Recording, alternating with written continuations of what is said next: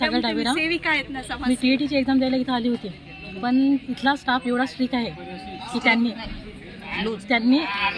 इथला स्टाफ एवढा लूज आहे की त्यांनी ती 10:10ला इथं आली, पण त्यांनी मला आत एंट्री येऊ दिली नाही. आणि जी मुलगी माझ्या अगोदर आलेली होती ती 10:05ला आली होती, पण ती खाली बॅग ठेवत असताना तिला पण आत येऊ दिली नाही. ही परीक्षा कोणती आहे अशी? आमचे एवढे हजार रुपये आम्ही फी भरलेली आहे आणि त्यांनी पैसे तसेच वाया गमवले. या गोष्टीला काही अर्थ आहे का? याच्या अगोदर IPS ही जी परीक्षा होत आहे त्यांना पण एवढे रूल भाले नाही आहे. हे एवढे रूल फॉलो का बरं करत आहे? महाराणा मी D.Ed एक पेपरसाठी एक्झामसाठी इथे आलेली आहे, पण मी 10:10 इथं हजर झाल्यानंतरही मला आतमध्ये एंट्री दिल्या गेली नाही. त्यामुळे माझं आता परीक्षा फी वाया गेली आणि मी जो काही वर्षभर अभ्यास केलेला तो पण वाया गेला. हे माझं काहीतरी याच्यामधून फी किंवा पेपर रिटर्न घेण्यात यावा एवढी विनंती.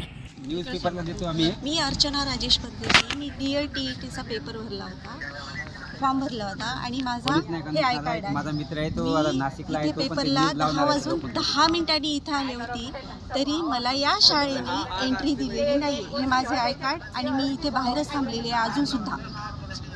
ओके, मी इथं 10:10ला हजर होती आणि त्यांनी गेट पण सुद्धा उघडलं आणि मला आतमध्ये पण नाही घेतलं. बरेच विद्यार्थी माझ्या आधी इथं हजर होते, त्यांना पण सुद्धा एंट्री दिली नाही आणि बऱ्याच जणांना खूप फोर्स केला की त्यांनी उघडा आम्हाला आतमध्ये, पण नाही दिली त्यांनी, कोणालाच एंट्री नाही दिली. आणि माझं मत आहे की ही एक्झाम डबल पुन्हा घेण्यात यावी. सर्व विद्यार्थी खूप नुकसान झालेलं आहे. गैरप्रकार होताना वाटत आहे आम्हाला. बोला मॅडम. माझं नाव प्रिया रवींद्र गुंड.